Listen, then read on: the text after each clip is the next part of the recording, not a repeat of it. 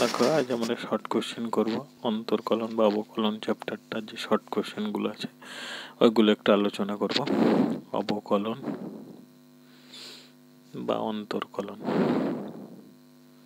ঠিক আছে। আমি শর্ট কোশ্চেন তোমাদের বলিনি, আগে অঙ্ক করিয়েছিলাম কিছু, তারপর এবার শর্ট কোশ্চেনগুলো একটু বলে দিচ্ছি, দেখে নাও। বহু বিকল্পধর্মী অঙ্ক নম্বর 1 বলে দিয়েছি এক্সের বৃদ্ধি ডেল্টা এক্স, এক্সের বৃদ্ধি ডেল্টা এক্স হলে y is equal to F of x, অপেক্ষকের অনুরূপ বৃদ্ধি বলছে ডেল্টা ওয়াই। তো ডেল্টা ওয়াই সমান কি হবে সেটুকু আমাদেরকে বলতে চেয়েছে আর কি। তো এখানে চারখানা শর্ত আছে। তো আমরা ডেল্টা ওয়াই বা অপেক্ষকের বৃদ্ধি বলে আমরা একটা ফর্মুলা শিখেছিলাম, কি বলতো, F of x plus delta x minus F of x. এই ফর্মুলাটা আমি শিখিয়েছিলাম। তাহলে অপেক্ষকের বৃদ্ধি বের করার ফর্মুলাটা হচ্ছে ডেল্টা ওয়াই সমান F of x plus delta x minus F of x. তাহলে এটা কোন অপশান আছে দেখতে হবে, অপশান বি। তাহলে আমরা লিখব বি। ওকে, 2 পরের অঙ্ক যেটা আমাদের দিয়েছে, দেখো বলেছে ওয়াই সমান এফ অফ এক্স, এটা সমানই বলেছে 2। তাহলে ওয়াই সমান এফ অফ এক্স হলে অপেক্ষকের বৃদ্ধি ডেল্টা ওয়াই সমান কত হবে সেটা আমার কাছে জানতে চেয়েছে। তাহলে আমার অঙ্কে যেটা দেওয়া আছে সেটা বলছে যে y is equal to F of x যদি হয়, তাহলে এখানটা থেকে আমাকে ডেল্টা ওয়াই এর মানটা বের করতে হবে। তাহলে আমরা বের করি। তো ডেল্টা ওয়াই সমান আমরা যে ফর্মুলাটা শিখলাম এখনই, সেটা হচ্ছে F of x plus delta x minus F of x, তাই তো। তো এখানটা দেখো এফ অফ এক্স এর মানটা আমরা জানি 2। তাহলে এখানটা থেকে যদি আমরা বের করি F of x plus delta x, তাহলেও যদি আমরা মানটা বসাই তাহলে কত বসাবো, 2 বসাবো। কারণ এখানটাতে F of x plus delta x, এখানে মান বসানোর কোনো জায়গায় নেই, তার জন্য আমরা 2 লিখব।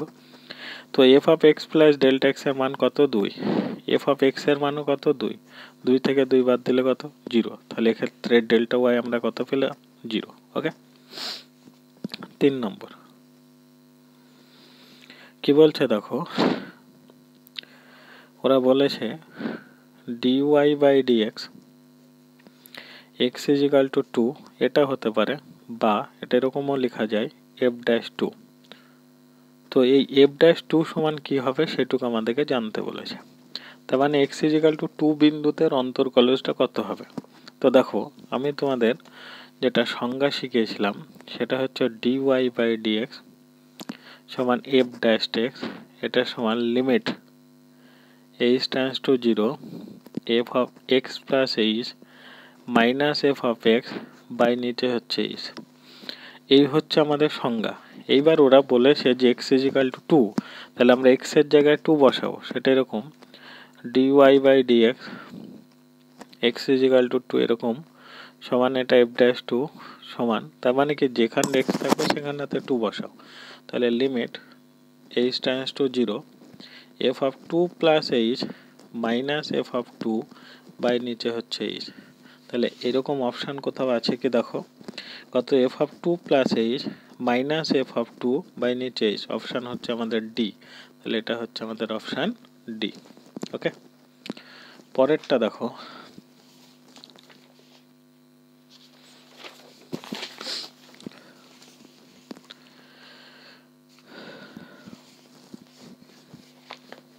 চার নম্বর আমাদের কি বলেছে দেখো,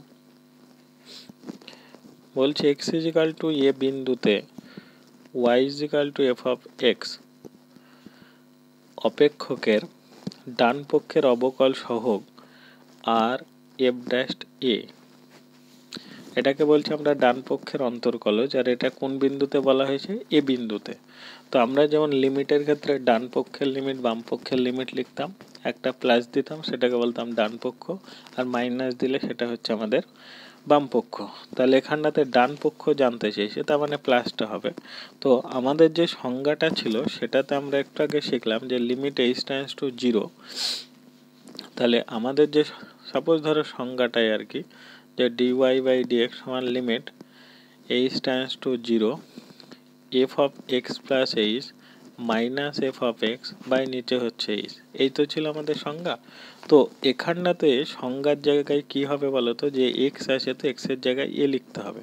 তাহলে এটাকে আমরা এরকম লিখব, আর এফ ড্যাশ এ, তাই তো? তার মানে ডান পক্ষের অন্তর্কলজ এটা সমান দিবে লিমিট এইচ টেন্ডস টু, এবার 0 প্লাস লিখবে, কারণ ডান পক্ষ বলে প্লাস হবে, 0 প্লাস, আর মাইনাস হলে বাম পক্ষ।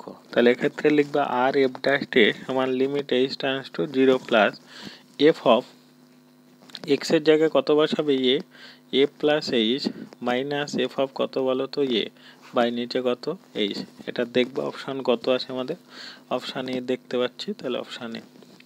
তাহলে ডান পক্ষের অবকলন বা অন্তর্কলজ যদি বলা হয় তাহলে তোমরা এখন লিখবা যে limit H tends to 0 f of a plus H minus F of a by h. যেহেতু এ বিন্দুতে বলেছে তার জন্য এক্স এর জায়গায় তোমাকে এ বসাতে হবে। Okay, next 5, x equal to এ বিন্দুতে Y equal to F of x অপেক্ষকের এবার বাম পক্ষের অন্তর্কলজ, তার মানে এল এফ ড্যাশ এ। তো বাম পক্ষের অন্তর্কলজ বললেই মাইনাস হবে, তাহলে এটা এরকম হবে limit H tends to 0 minus F of a plus H minus F of a by নিচে হবে আমাদের এইচ। তাহলে এক্ষেত্রে হবে limit H tends to 0 minus F of a plus H minus F of a by নিচে h. এটা আমাদের option দেখো বি আছে, তো এটা অপশান হচ্ছে বি। ওকে, নেক্সট 6 নম্বর অঙ্ক আমাদের যেটা বলছে সেটা দেখো একটু। 6 কি বলছে যে এক্স ইজিক্যাল টু এ বিন্দুতে ওয়াই সমান এফ অফ এক্স অপেক্ষকের অন্তর্কলজের অস্তিত্ব থাকবে যখন আর এফ ড্যাশ এ আর এল এফ ড্যাশ এ উভয়েরই মান নির্ণয় করা যায়, এবং যদি, তো এদের আর এফ ড্যাশ এ একটা আছে আর একটা এল এফ ড্যাশ এ, তার মানে একটা ডান পক্ষের অন্তর্কলজ আর একটা বাম পক্ষের অন্তর্কলজ। তো আমাদের দুটোরই মান থাকতে হবে, আর কি হতে হবে, যদি দুটোই সমান হয় তবেই বলা যাবে যে এর অস্তিত্ব আছে। যেমন আমরা লিমিটের ক্ষেত্রে বলেছিলাম ডান পক্ষের সীমা আর বাম পক্ষের সীমা যদি দুটোই সমান হয় তবেই বলেছিলাম সেই লিমিটটার অস্তিত্ব থাকবে। তো এর ক্ষেত্রেও ঠিক তাই, আর এফ ড্যাশ এ আর এল এফ ড্যাশ এ এটা ডান পক্ষের অন্তর্কলজ আর এটা বাম পক্ষের অন্তর্কলজ।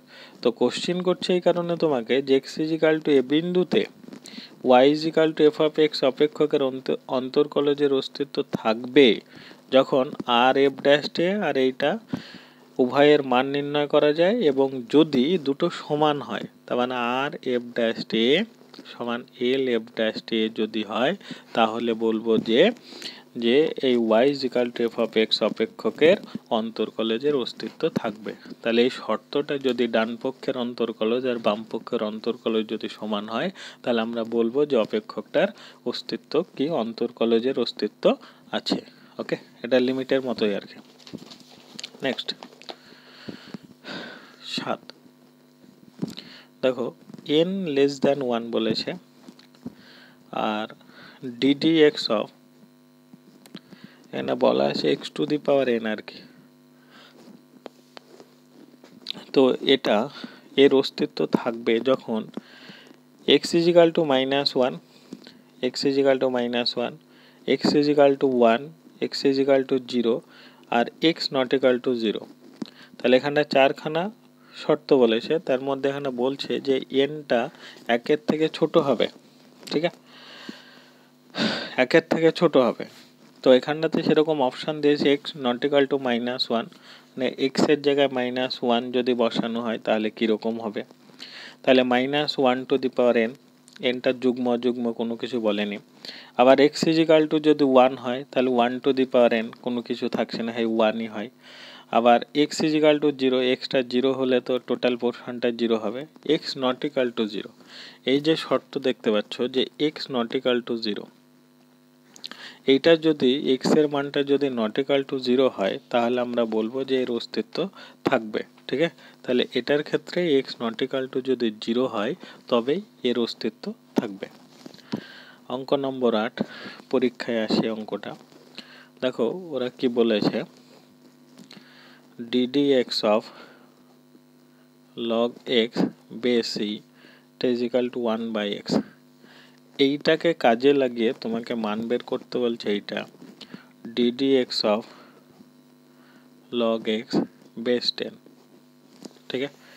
যদি আমরা এখানটাতে এক্স বেশি করতে পারি তাহলে তার মান আমি 1/x লিখতে পারবো, কিন্তু এটাকে লেখা যাবে না। ঠিক আছে, তো এটাকে কি করতে হবে, প্রথমে এরকম আকারে বানাতে হবে।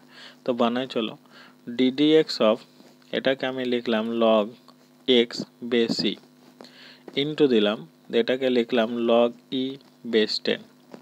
দেখো এটাকে আমরা লগের ক্ষেত্রে বাই করে লিখতে পারি log x by log e into log e by log 10। log e কেটে গেলে log x বাই log 10 পড়ে থাকবে, আর log x বাই log 10 মানে হচ্ছে এটা log x বেস 10। এটাকে বাই করে লিখলে যেমন log x বাই log 10 হয়, ঠিক এর ক্ষেত্রেও তাই। তাহলে আমরা এইভাবে এটাকে ধার করে নিব। দেখো এইটার ডেরিভেটিভ ওরা বলেই দিয়েছে 1/x, আর এই যে টোটাল পোর্শনটা এটা তো কনস্ট্যান্ট, কারণ এর মধ্যে কোনো এক্স এর টার্ম নেই, তার জন্য ওটা পড়ে থাকবে। আর এটা চলরাশির সাথে যুক্ত আছে বলে এটা পড়ে থাকবে।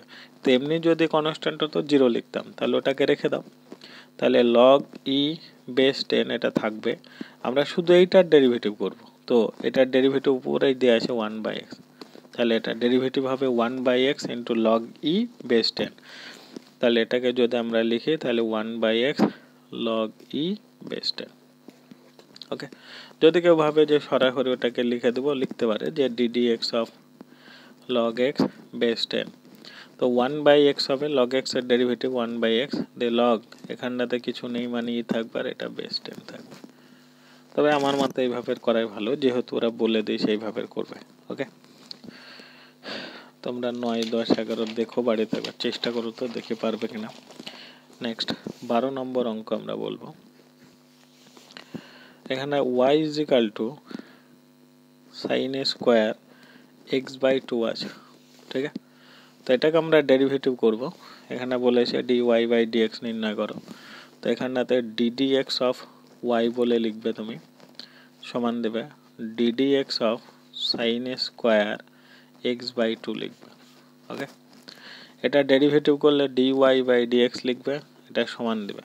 দেখো প্রথমে স্কোয়ারের ডেরিভেটিভ করব, মানে পাওয়ারের ডেরিভেটিভ। যেমন আমরা x two the power n করি, nটা আগে নিই, তারপরে পাওয়ার থেকে একবার দিই। তো এটার ক্ষেত্রে তাই, প্রথমে পাওয়ার 2 আসবে, তারপরে সাইন 2 মাইনাস 1 মানে 1 লেখার দরকার হয় না, তাহলে 2 সাইন x বাই 2। তাহলে এখানটাতে 2 মাইনাস 1 বলতে 1, আর সাইন টু দি পাওয়ার 1 মানে সেই সাইনই পড়ে থাকছে আর কি। তাহলে 2 সাইন x বাই 2 হলো, পাওয়ারের ডেরিভেটিভ হলো। এবার সাইনের ডেরিভেটিভ করব, সাইনের ডেরিভেটিভ করলে কস, কস কত লিখবা x বাই 2, তাহলে cos x বাই 2 হলো। এবার এই x বাই 2 এর ডেরিভেটিভ, x এর ডেরিভেটিভ 1 আর নিচে 2 আছে থাকবে, কারণ কি বলো তো ওটা চলরাশির সাথে যুক্ত আছে, তার জন্য নিচে 2টা থাকবে। শুধু আমরা কার ডেরিভেটিভ করব, x এর, আর x এর ডেরিভেটিভ হচ্ছে 1। তাহলে আমরা কি করলাম, প্রথমে পাওয়ারের derivative 2 sine x by 2, sine x by 2 এর ডেরিভেটিভ cos x বাই 2, আর ওই x বাই 2 এর জন্য হাফ। দেখো এটা আমরা ফর্মুলায় জানি। তাহলে dy বাই dx সমান হাফটাকে আগে রাখো, আর এটা হবে আমাদের সাইন x, কারণ 2 sine x by 2 cos x by 2 মানে হচ্ছে sine x। Okay, next 13, y সমান cos স্কোয়ার x বাই 2।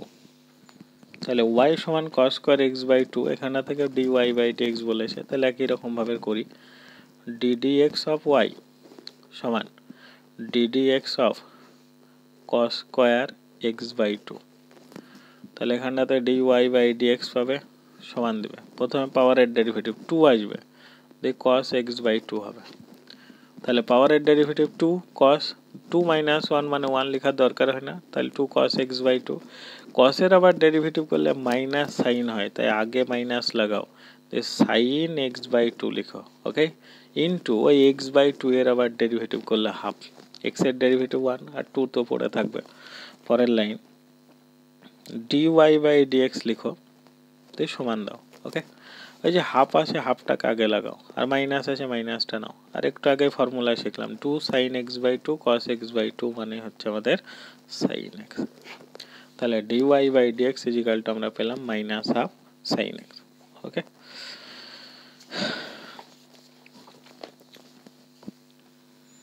অঙ্ক নম্বর 14,